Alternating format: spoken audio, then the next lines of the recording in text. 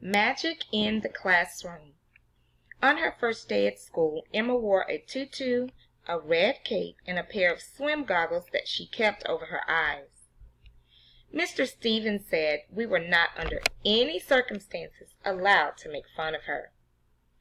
"Emma is different," he said in that exasperating tone that adults use to explain things while not explaining them at all. "She needs your support and understanding, and I will not tolerate bullying in my classroom." Of course, that didn't stop Sarah, who, as everyone knows, is a bully.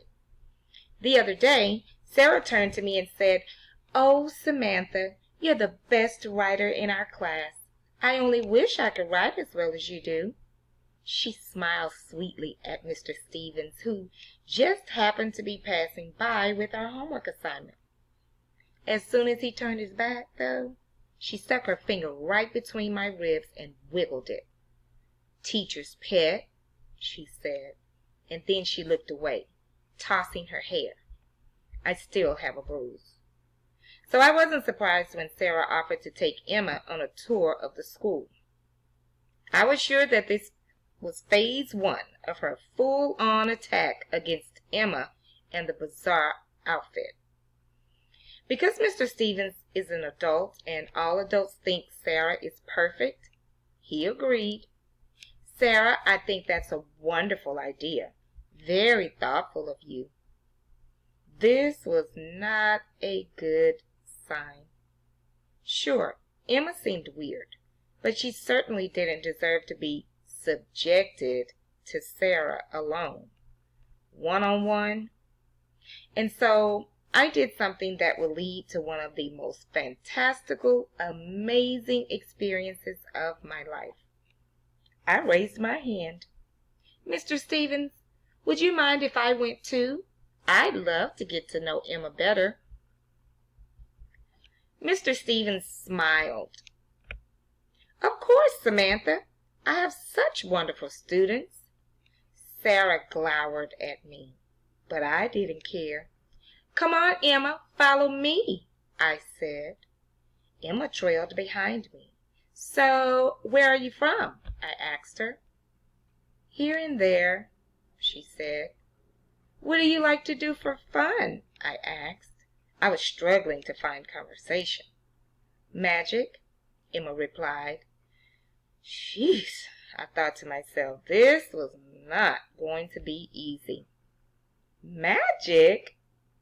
Sarah cried. "Maybe you could magic yourself some new clothes." She laughed. Emma's nose crinkled. "I bet they kicked you out of your last school," Sarah continued.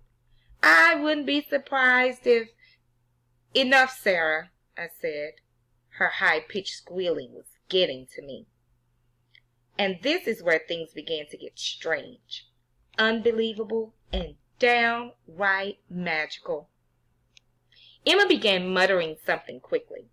She was so quiet that if I didn't see her lips move, I would have doubted that she wasn't saying anything at all. She began moving her hands in small circles, and she stretched her head back so that I was sure she could see whatever was behind her. "Stop it," Sarah said. "Stop it! Stop it! Stop it!" Up until that point, I had been too busy watching Emma to notice what was happening to Sarah. She was hunched over, resting her elbows on her thighs. She was taking deep breaths, and then, and this is the absolute truth, frogs began jumping out of her mouth. Little ones at first, yellow and red frogs splotched with black polka dots, and then big ones, and bullfrogs and warty toads that skipped out of her mouth and tumbled onto the floor. I stared at Sarah without blinking. Hundreds of frogs had fallen out of her mouth and onto the floor. Then suddenly, Emma snapped her fingers and all of the frogs disappeared. "What'd you do to me?" Sarah asked fearfully. "Nothing," Emma shrugged. "What are you talking about, Sarah?" I giggled. "I didn't see anything." Sarah went home from school early that day. She told Mr. Stevens she didn't feel well. The next day, she came to school wearing a tutu, a red cape, and swim goggles. She turned to Emma with a smirk. "You're not the only one with tricks up your sleeves," she said. "Some things never change," I whispered to Emma. She smiled. I had a feeling this was going to be a great year. Now, boys and girls, I want you to think about Emma and Sarah, right?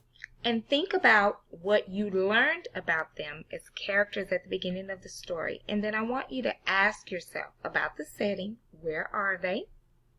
Right? Once you figured out where they are, then I want you to ask yourself, did the setting have an effect on the actions of the characters or the choices or their behavior? Then I also want you to ask yourself about the plot, all of the events that took place with Sarah and with Emma.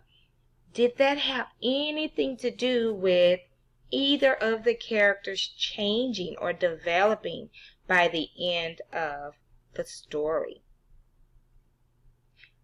Put your thinking hats on and be ready to discuss on Wednesday. Magic in the Classroom.